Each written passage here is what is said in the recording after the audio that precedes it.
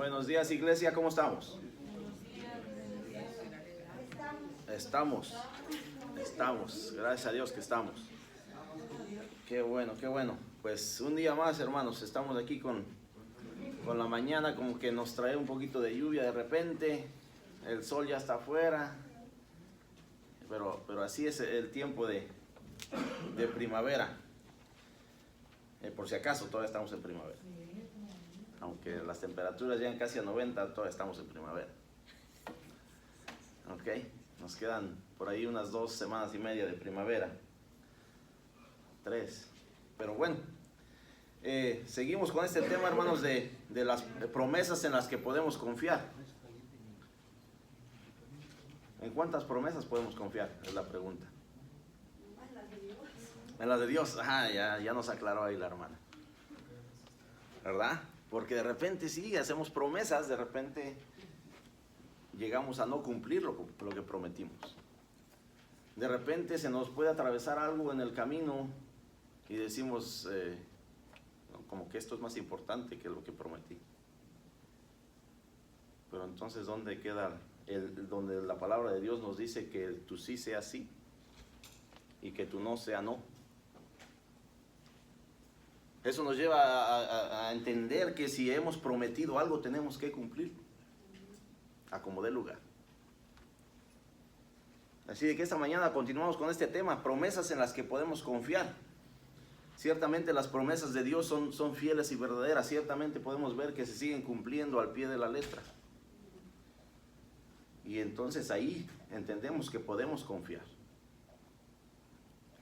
Dios seguirá cumpliendo sus promesas, a pesar de nosotros, a pesar de lo que nosotros hagamos, a pesar de lo que nosotros pensemos. Dios seguirá cumpliendo sus promesas. Esta mañana el título principal es Dios prometió preservarlos. Preservar. ¿Qué es preservar? Es guardar, es mantener, es proteger, es asegurar que haya un futuro. Y esa es la promesa de Dios que le hizo a lo que vamos a ver en el libro de Génesis capítulo 9, que le hizo a Noé y su familia. Así que, hermanos, vamos a comenzar este estudio, pero vamos en un momento de oración. Oremos. Bendito Dios, Padre amado, te damos las gracias en este maravilloso día que tú nos has permitido el despertar, que tú nos has permitido, Padre, las fuerzas para levantarnos, que tú nos has dado la salud y tantas cosas, Padre, que tú nos das en el día a día, que lo único que podemos hacer es agradecerte, que lo único que tal vez estamos acostumbrados es a pedirte. Bendito Dios, pero queremos vivir con un corazón agradecido.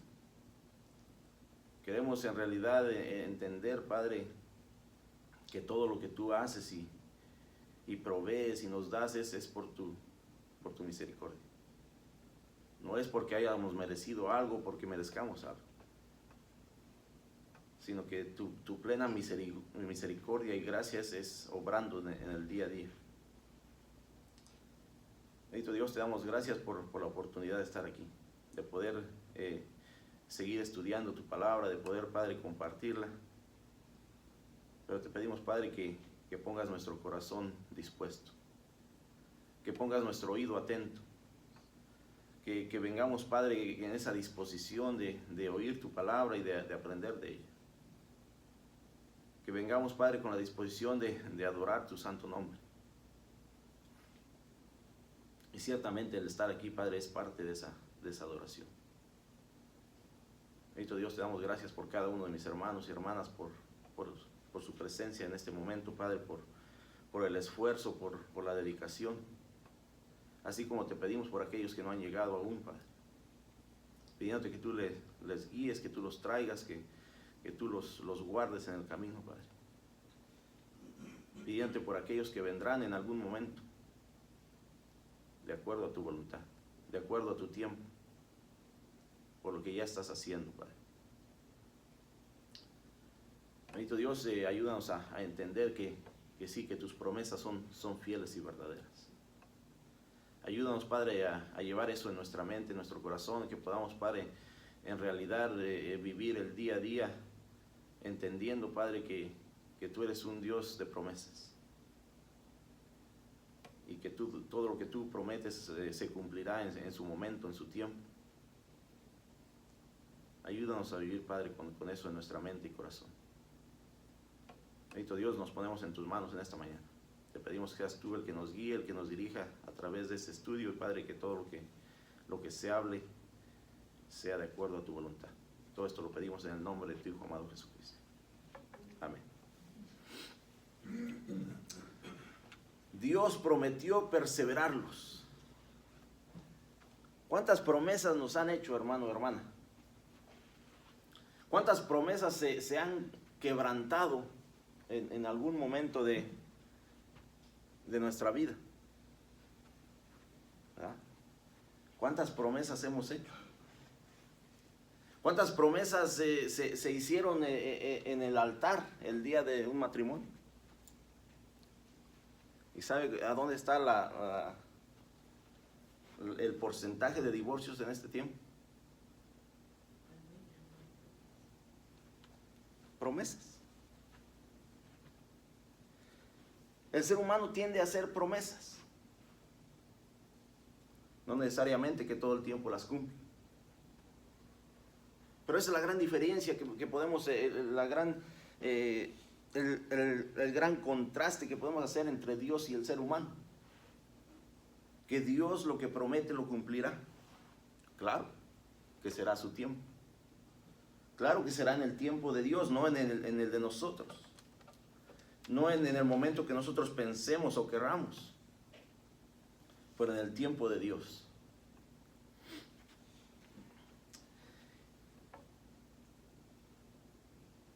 La primera pregunta que nos hace el escritor aquí es si alguno de nosotros hemos pasado por una catástrofe natural.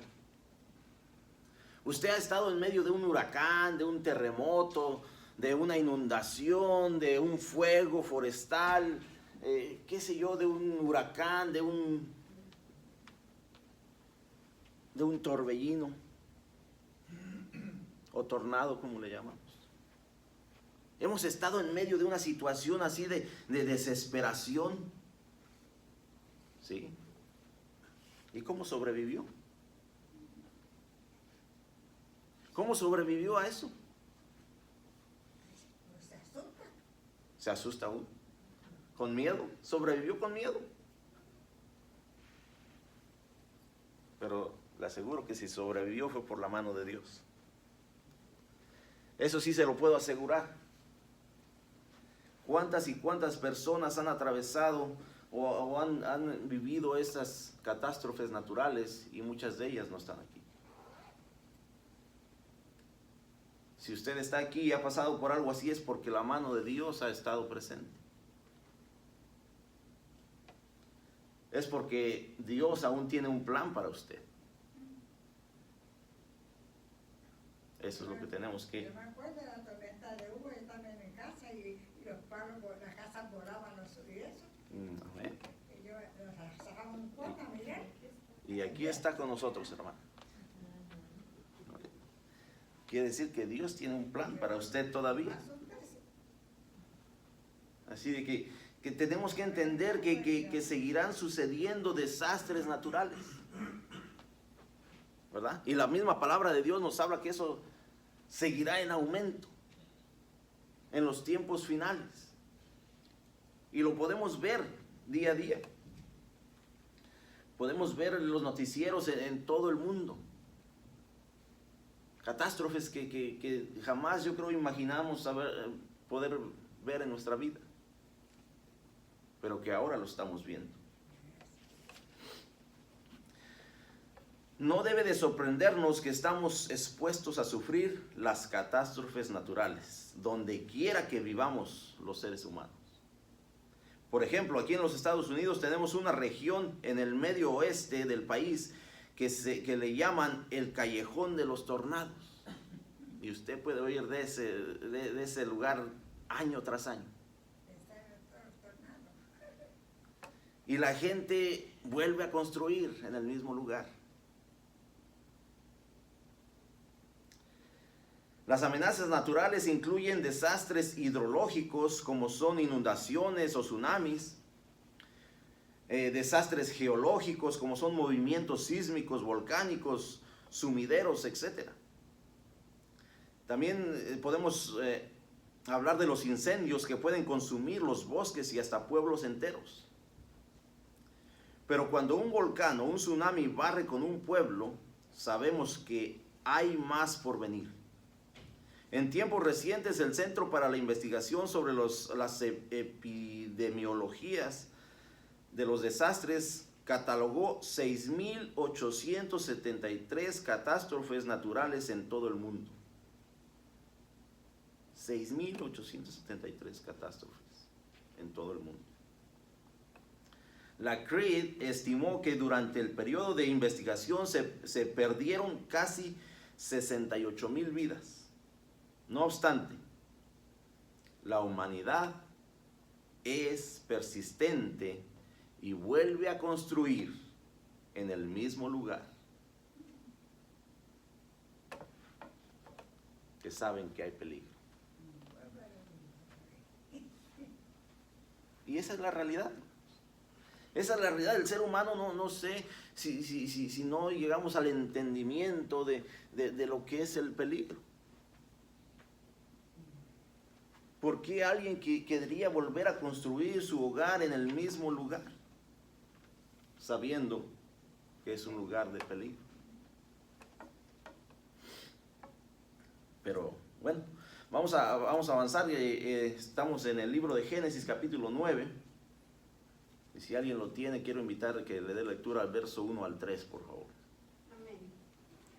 Bendijo Dios a Noé y a sus hijos, y les dijo: fructificad y multiplicaos, y llenad la tierra. El temor y el miedo de vosotros estarán sobre todo animales de la tierra, y sobre toda ave de los cielos, en todo lo que se mueva sobre la tierra, y en todos los peces del mar. En vuestra mano son entregados. Todo lo que se mueve y vive os será para mantenimiento, así como las legumbres y plantas verdes, os lo he dado todo. Amén. La semana pasada, hermanos, hablamos de Adán y Eva. Hablamos de cómo entró el pecado al mundo. Hablamos de que hubo desobediencia.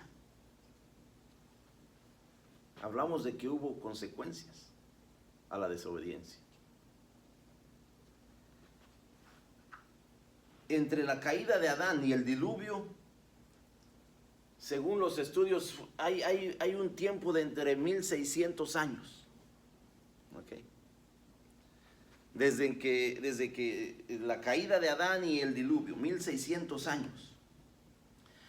Y el libro de Génesis capítulo 4 al capítulo 9 nos describe el desarrollo de esa civilización.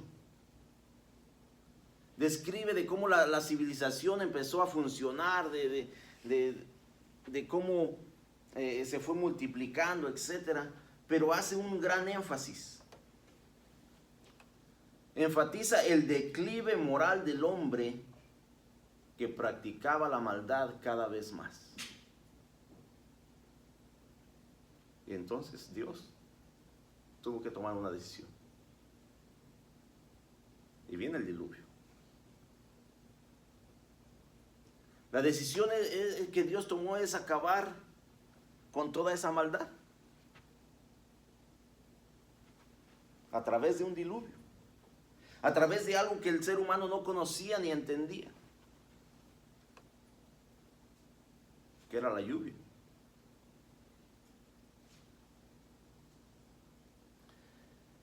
Ese declive hacia la maldad, mismo Jesucristo lo menciona en el libro de Mateo capítulo 24, verso 37 en adelante.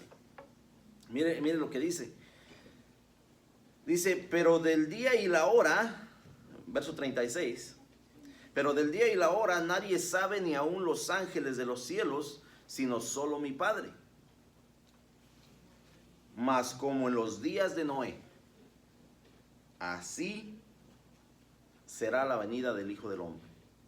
porque como en los días antes del diluvio, estaban comiendo y bebiendo, casándose y dándose en casamiento, hasta el día en que Noé entró al arca. Y no entendieron hasta que vino el diluvio y se los llevó a todos. Así será también la venida del Hijo del Hombre. ¿Qué nos dice esto? Dice que será como los tiempos de Noé antes del diluvio, que todos estaban en sus cosas, en su vida, en lo que yo quiero, en lo que yo deseo. Y Noé le hablaba a la gente y decían: tú estás loco, ¿de qué hablas? Así será la segunda venida. ¿Podemos identificarnos con eso en este tiempo? Que la gente está en sus cosas, la gente está en lo que ellos quieren, la gente quiere vivir a su manera. Y entonces estamos viendo que la palabra de Dios es fiel y verdadera, que se sigue cumpliendo.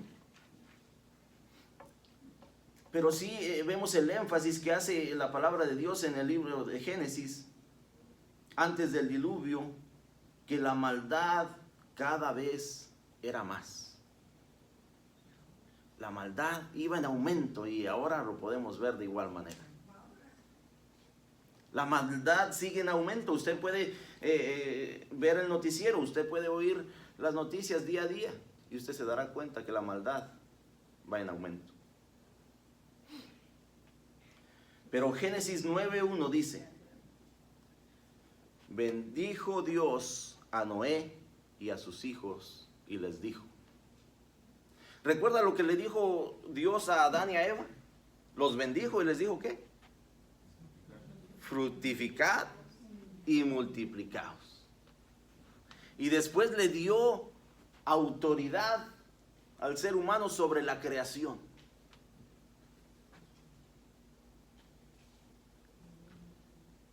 ¿Y sabe lo que dice por ahí la gente?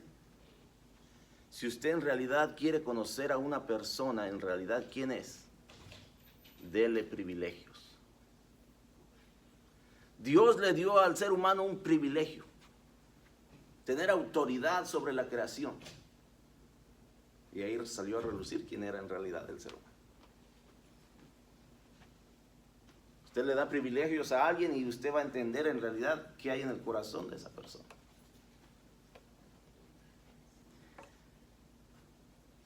Pero Dios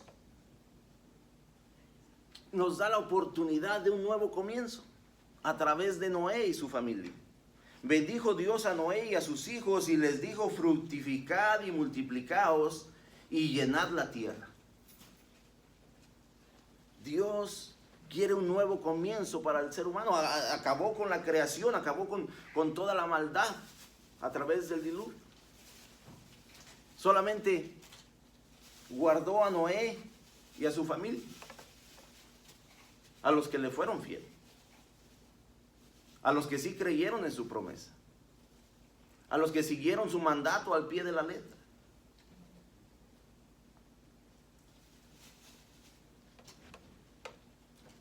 En realidad no sabemos hasta dónde llegó esa civilización antes del diluvio, no sabemos hasta dónde se había expandido, pero 1600 años de crecimiento. Yo creo que era bastante extensa la civilización.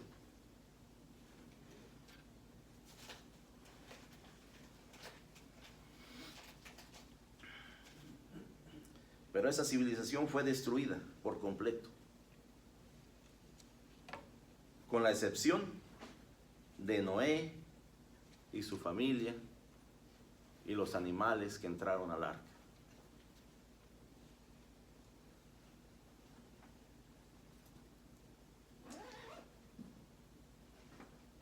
La primera pareja fue la que estuvo en el jardín del Edén, donde reinaba la inocencia, donde reinaba la santidad hasta cierto punto.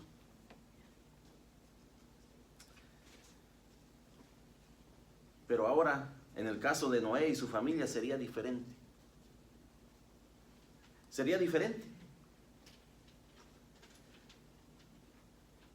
La bendición que Dios le estaba dando a Noé, porque dice, bendijo Dios a Noé y a sus hijos y les dijo, fructificad y multiplicaos y llenad la tierra. Esa bendición no eliminaba la consecuencia de lo que ya Adán había hecho. No eliminaba el sufrimiento que la nueva civilización tendría que pasar. No eliminaba que la mujer siguiera con dolores en sus preñeces. No eliminaba que el hombre tuviera que comer con el sudor de su frente. Y más ahora, con el conocimiento del bien y el mal, se entiende que en algún momento esta nueva creación, esta nueva civilización iba a pecar en algún momento.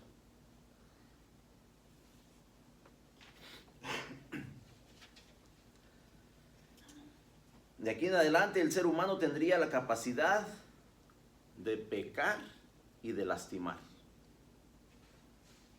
De aquí en adelante, a pesar de la bendición que Dios estaba dando a Noé y a sus hijos, el mundo iba a ser un mundo de pecado.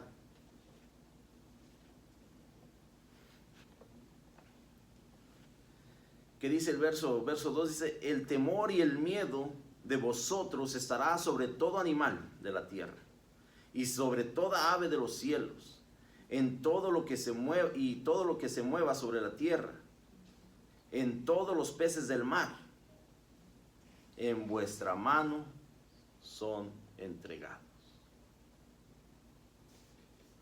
¿Qué hace un animalito cuando usted se acerca, hermano? Sale huyendo.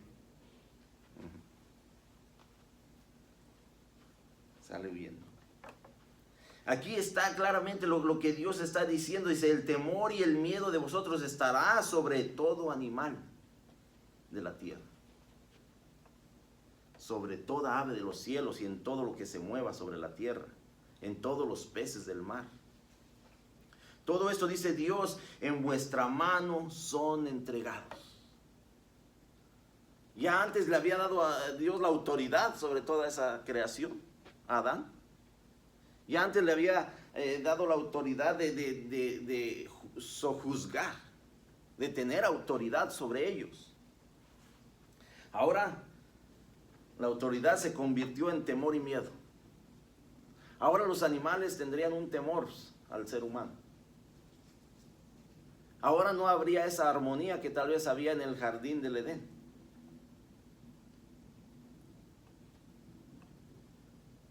Todo lo que se mueve y vive os será para mantenimiento, así como las legumbres y plantas verdes os lo he dado todo. Dios da su provisión en esta nueva oportunidad, en este nuevo pacto, en este nuevo inicio de la civilización. Pero ahora la dieta del ser humano cambió. ¿Ah? Antes era solo hierbitas, solo los frutos de los árboles, solo la hierba verde. Y ahora dice, todo lo que se mueve y vive os será para mantenimiento. Aquí es donde entra que ahora podemos comer animales. Y a veces nos asustamos, ¿verdad? Porque dicen, es que allá en aquel país, quién sabe qué animal comen. Y aquel también. Pero aquí, no sé yo en realidad cuál es la extensidad de aquellos animales en aquel tiempo, pero dice todo lo que se mueva y viva será para nuestro mantenimiento. Así como las legumbres y las plantas verdes, os lo he dado todo. Dios, en medio de este nuevo pacto, en medio de esta nueva oportunidad para el ser humano, le sigue dando su provisión. Le sigue dando todo lo necesario.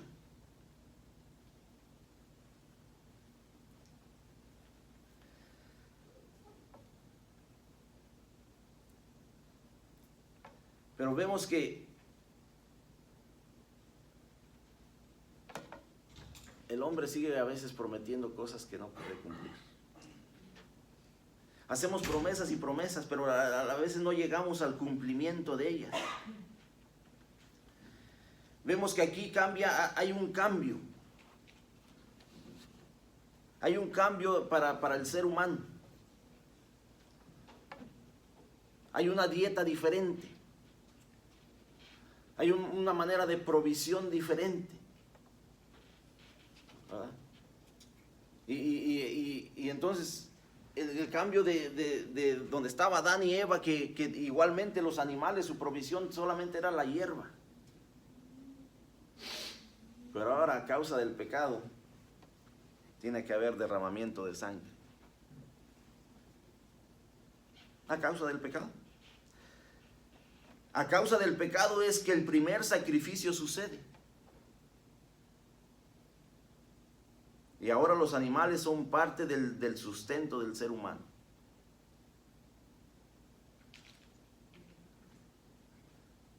La palabra de Dios nos dice ahí en Génesis 3:21 que Dios le dio al ser humano, ¿qué? Túnicas, para que se cubriesen, ¿verdad? Porque se dieron cuenta que estaban desnudos. De repente les dio vergüenza, les dio pena. Y Jehová Dios hizo al hombre y a su mujer túnicas de pieles y los vistió. ¿De dónde salieron esas pieles, hermano y hermana?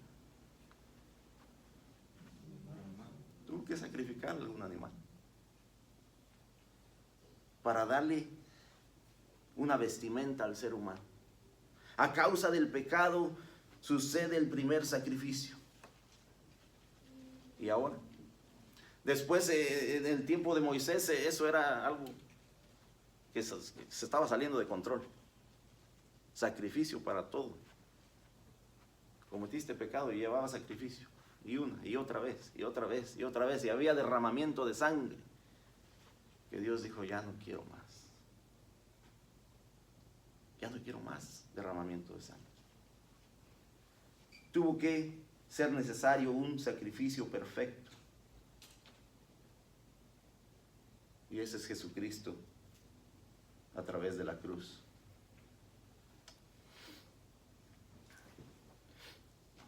Noé recibió el mandato de fructificad y multiplicaos y llenad la tierra. Los mandatos de Dios no cambian por causa de nuestro pecado. El mandato de Dios no cambia a pesar de nuestro pecado. El mismo mandato que le dio a Adán y Eva de fructificad y multiplicaos, ahora se lo da a Noé y a sus hijos. El que nosotros caigamos en pecado o nosotros hagamos las cosas diferentes no cambia el mandato de Dios. Los mandatos de Dios no cambian por causa de nuestro pecado. Es igual con la iglesia. Hermanos, dice, no os escribo un mandamiento nuevo, sino el mandamiento antiguo que habéis tenido desde el principio. Y eso nos lo dice ahí en 1 de Juan 2:7. No es un mandamiento nuevo, no es algo diferente.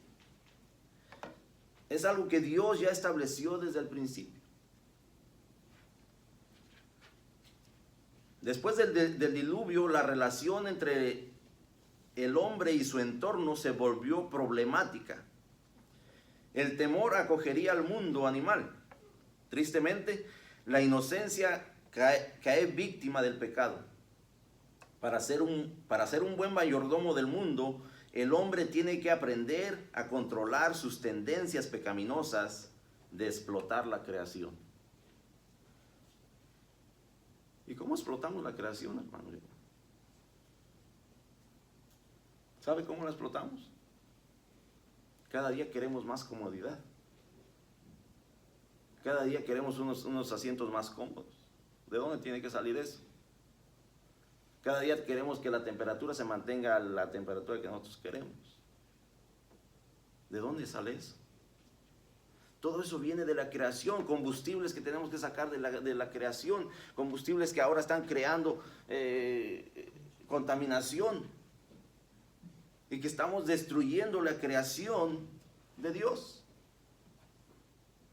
por nuestra simple comodidad.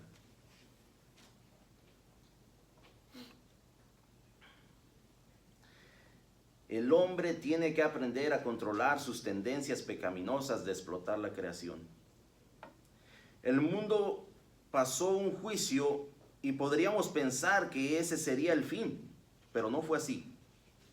Para Dios el diluvio ofreció la oportunidad de comenzar de nuevo, de un nuevo comienzo, con aquellos que le fueron fieles a Él. ¿Tiene idea cuánto tiempo pasó Noé construyendo esa arca? Casi 100 años. Y le decía a la gente, arrepiéntanse, porque viene esto.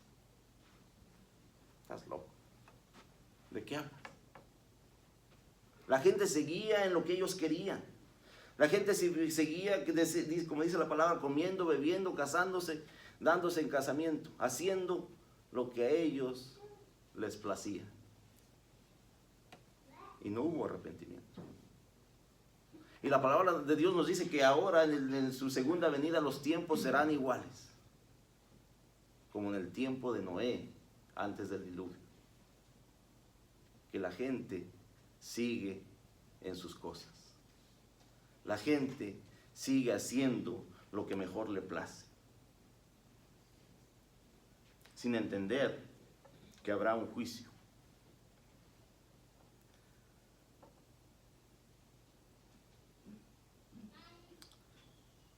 Para el fiel, la disciplina de Dios es una demostración de su amor por su creación.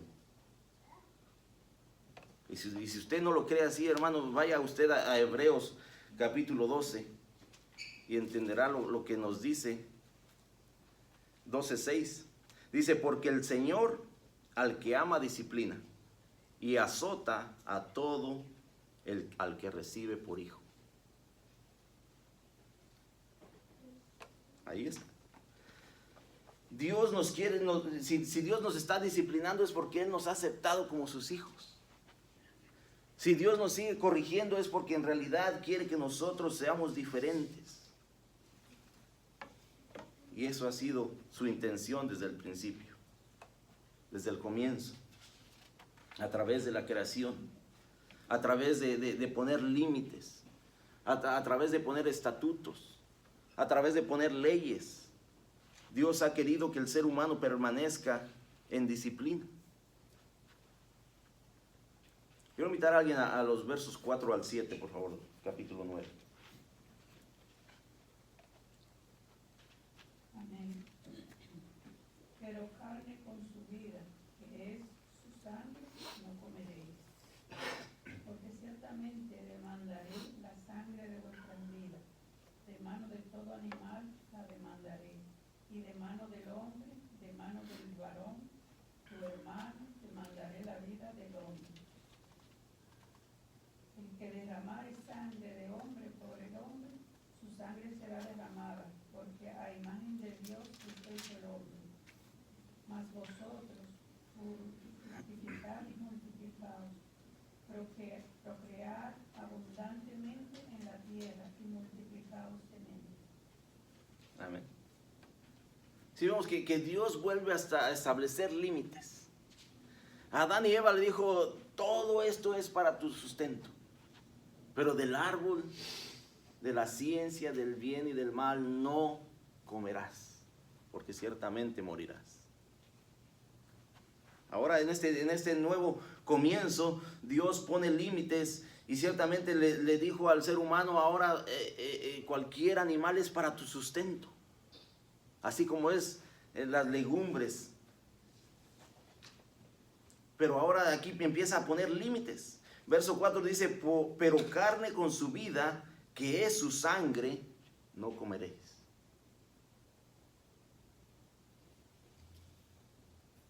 ¿Cuántas personas usted conoce que les encanta comer o tomar sangre? Hay muchas. Hay muchas. Pero carne con su vida, que es su sangre, no comeréis. Porque ciertamente demandaré la sangre de vuestras vidas, de mano de todo animal la demandaré. Y de mano del hombre, de mano del varón, su hermano, demandaré la vida del hombre. Dios establece estos límites y más adelante se los presenta también a Moisés para el pueblo de Israel. En el libro de Deuteronomio, capítulo 12, verso 23 en adelante, que dice: solamente que te mantengas firme en no comer sangre, porque la sangre es la vida, y no comerás la vida juntamente con su carne, no la comerás. En la tierra derramarás con agua, no comerás de ella, para que te vaya bien a ti y a tus hijos después de ti, cuando hicieres lo recto ante los ojos de Jehová. O sea que en otras palabras, Dios nos vuelve a decir que a través de la obediencia hay bendición. ¿Ah? No comerás, porque esa es la vida.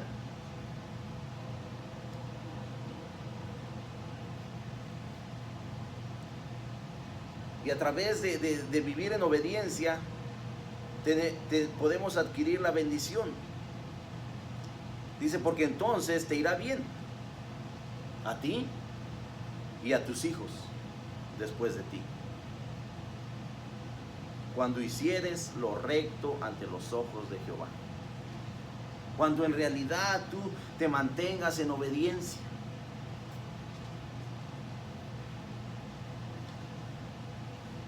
Dios establece límites. Dios sigue estableciendo límites para su pueblo. Así como lo hizo en el jardín del Edén. Ahora lo hace con Noé y sus hijos. Después lo hace al pueblo de Israel. Límites. Y yo entiendo que a veces eso es difícil para algunos de nosotros, vivir dentro de los límites.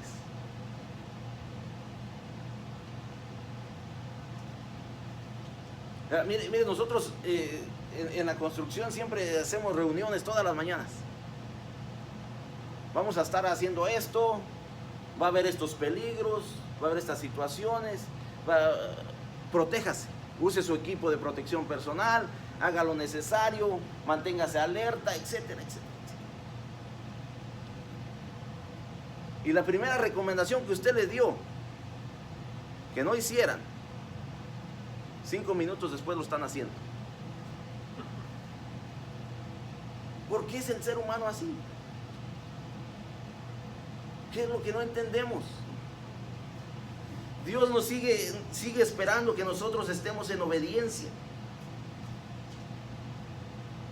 Y tenemos que entender que cuando no hay obediencia hay disciplina.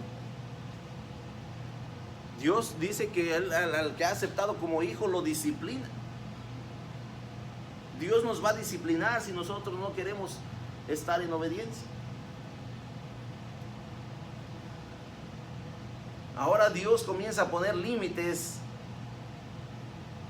porque Él entiende que a través del pecado que entró al mundo, ahora va a haber violencia y venganza. Violencia y venganza. Por eso primero dice aquí: porque ciertamente demandaré la sangre de vuestras vidas de mano de todo animal. Entiende que ahora los animales van a ser violentos. Da el entendimiento de que ahora los animales van a actuar con violencia. ¿Y qué hace un animal cuando mata a una persona? No le drena la sangre, ¿verdad? No lo levanta para que se escurra la sangre, ¿no? Se lo come con todo y sangre. Y es lo que dice aquí: porque ciertamente demandaré la sangre de vuestras vidas, de mano de todo animal la demandaré. Dios dice: va a haber violencia. El reino animal ahora va a entrar con violencia.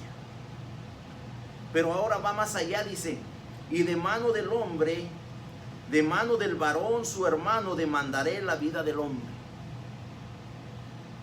Aparte de violencia va a haber venganza. El ser humano todo tiende en su esencia natural, quiere venganza. Y muchos le llaman justicia en este tiempo. No, yo lo único que busco es justicia.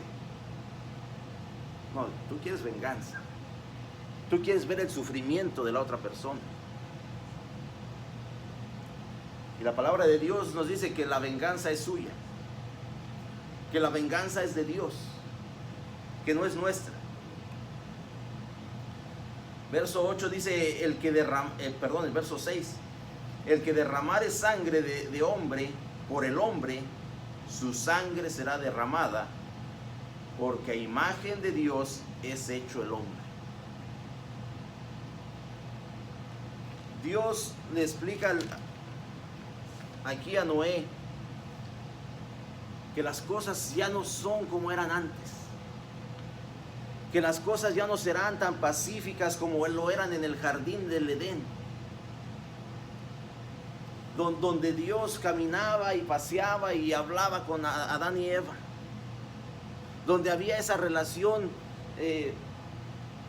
vamos a llamarle física, de alguna manera, donde ellos podrían hablar con Dios directamente sin ningún intercesor.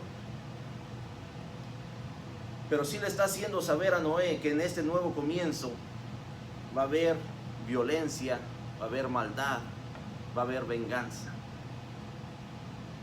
Y entonces empieza a explicar cuáles serían las consecuencias de esa venganza o de esa maldad o de esa violencia.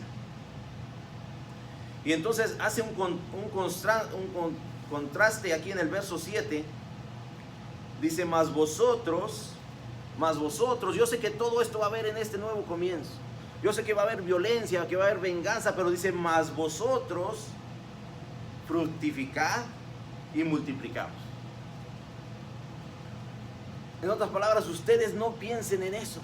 Ustedes hagan caso omiso de eso. Ustedes no se enfoquen en lo que viene, sino en lo que yo he mandado. Que es fructificad y multiplicaos. Procread abundantemente en la tierra y multiplicaos en ella. En otras palabras, Dios está diciendo, esto es lo que viene, pero esto es lo que yo quiero. Que es algo totalmente opuesto.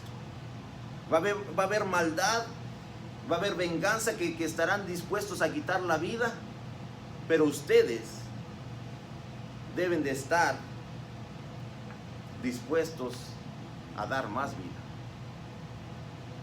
que es a través de procrear y a través de multiplicar.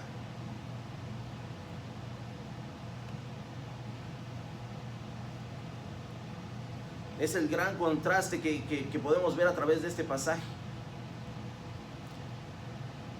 y que podemos relacionarlo en este tiempo.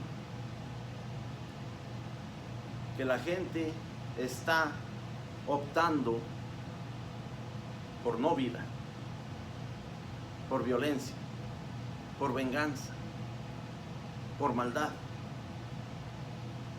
Pero el mandato de Dios sigue siendo el mismo. Fructificad y multiplicaos. Que no optemos por lo que el mundo quiere, sino que sigamos optando por lo que Dios ha mandado, que es la vida, que es procrear y multiplicar, que es vivir en obediencia.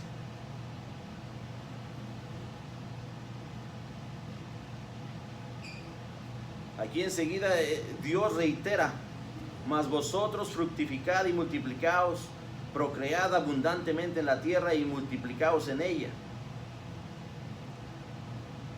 Dios nos sigue llamando a lo mismo.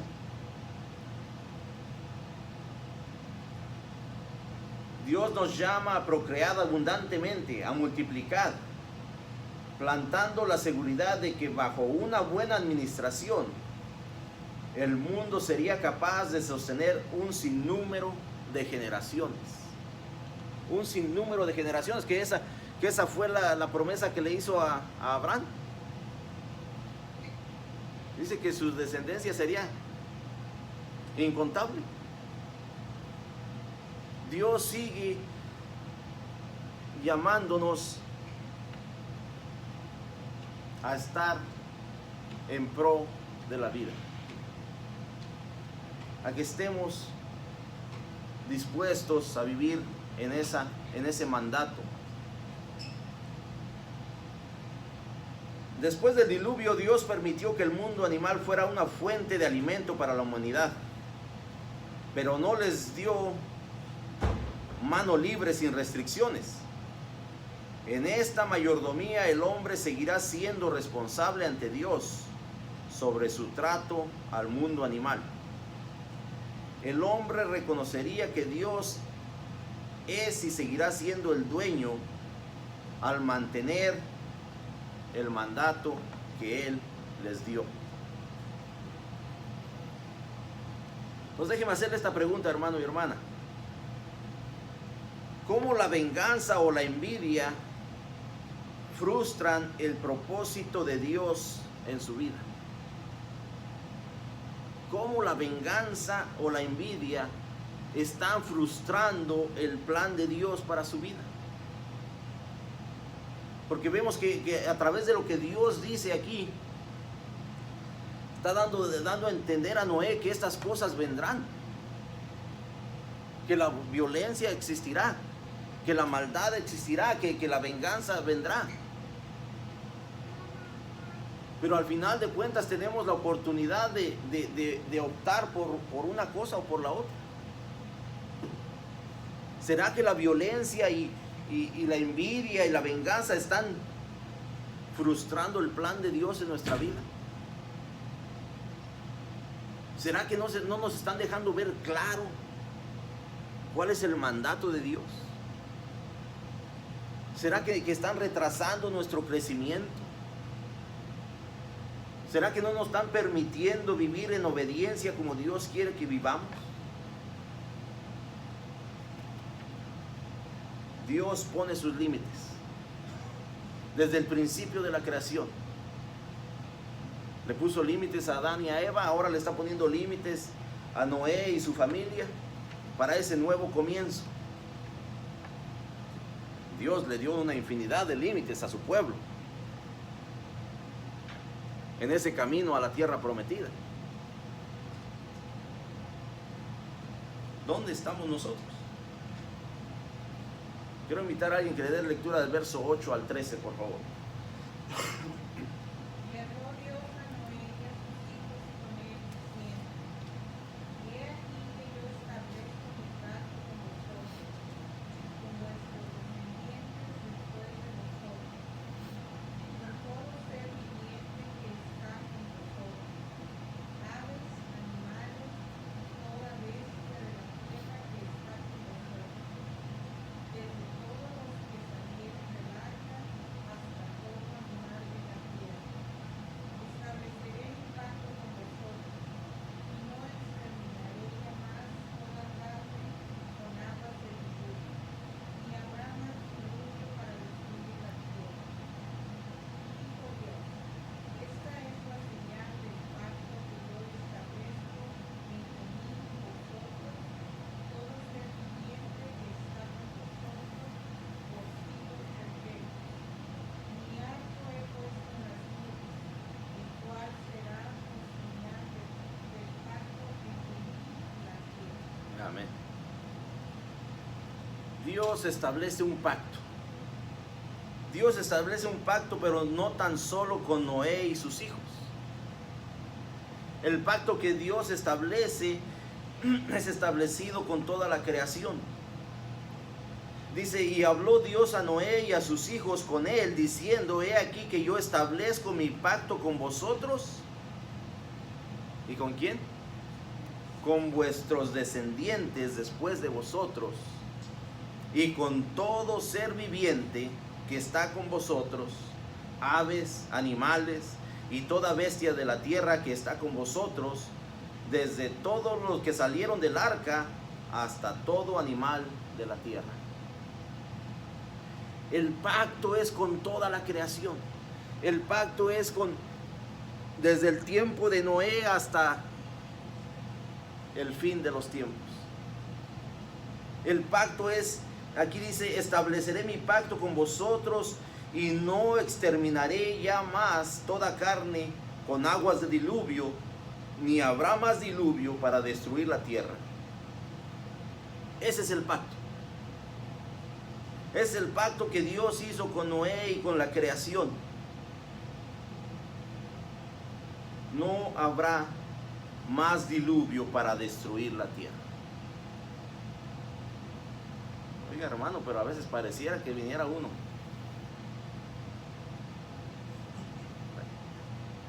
Vemos inundaciones. Vemos cosas que están sucediendo en el mundo. Vemos tsunamis. Pero sí, entonces tenemos que ir más adelante en la palabra de Dios, y dice que todo esto vendrá. Porque el tiempo se acerca. Dios establece un pacto con Noé, con sus hijos y con toda la creación. Dios es un Dios de claridad. Dios establece pactos claros para que nosotros no estemos confundidos. Dios establece pactos de claridad para que nosotros no digamos, es que yo no sabía, es que yo no lo entendía. Dios es claro para que no haya confusión. Versos 12 y 13 dice, y dijo Dios, esta es la señal del pacto que yo establezco entre mí y vosotros y todo ser viviente que está con vosotros por siglos perpetuos. Por siglos perpetuos. Este es un pacto que no tiene fin. Este es un pacto que permanecerá por los siglos de los siglos. Mi arco he puesto en las nubes, el cual será por señal del pacto entre mí y la tierra. Ese es el pacto que Dios hizo. No habrá más diluvio para destruir la creación. Pero sabe, hermano y hermana, que no tiene que haber diluvio porque ya nosotros nos estamos encargando de eso. Estamos acabando esta creación. Todas las promesas de Dios se pueden verificar porque están escritas en su palabra. La promesa de Dios aquí es que no habrá otro diluvio para destruir la tierra. Dios especificó la señal del pacto. Mi arco he puesto en las nubes, el cual será por señal del pacto entre mí y la tierra. La señal de este pacto es el arco iris. ¿Verdad? Ahí hay un arco iris. La señal del pacto es un arco iris. Pero sabe que en este tiempo hay un grupo por ahí que se ha tomado esa atribución de hacer banderitas y que esta es nuestra bandera que nos representa. El grupo LGTB. Y en otras palabras, nosotros como seres humanos no debemos de escondernos detrás de la misericordia de Dios para hacer lo que queramos. Eso es lo que está sucediendo. Han tomado la misericordia de Dios para pensar que podemos hacer lo que queramos. Dios sigue siendo un Dios justo. Dios sigue siendo un Dios de pactos. Este grupo se ha apropiado del arco iris y lo ha reinventado como su bandera de orgullo. Pero debemos recordar y enseñar que el arco no se creó para distinguir a la persona y su orientación sexual. El arco iris trasciende toda política, pues es una señal universal para toda la creación sobre el juicio que Dios descargó en el mundo por su desobediencia. Esta es la realidad.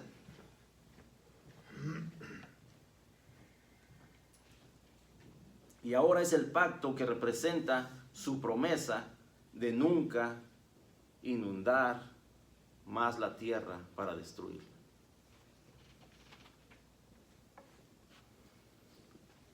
Es importante advertir que no tenemos la libertad de usar las imágenes bíblicas para promover filosofías políticas. Hay un grupito por ahí también que a lo mejor no queremos mencionar, pero que usa gorritos blancos. El Ku Klux Klan. Que también usan una cruz para hacer lo que ellos quieren hacer. Se esconden detrás del símbolo de la cruz para hacer cosas que no son válidas y que simplemente implementan el racismo. Y para Dios no existe eso.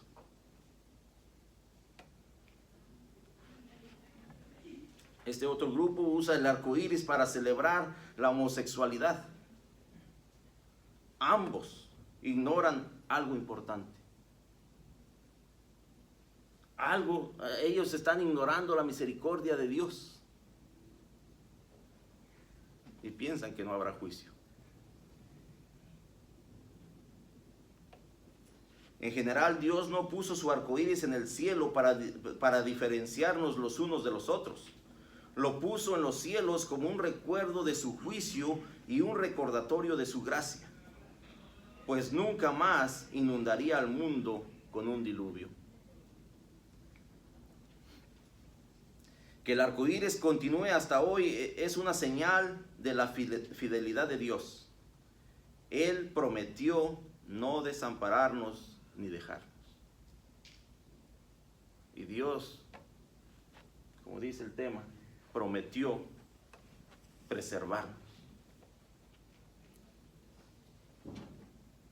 La promesa de Dios sigue siendo fiel. El problema es si nosotros estamos en obediencia o no. El problema es si nosotros en realidad vamos a dejar que los mandatos de Dios sean los que reinen en nuestra vida para poder seguir siendo preservados.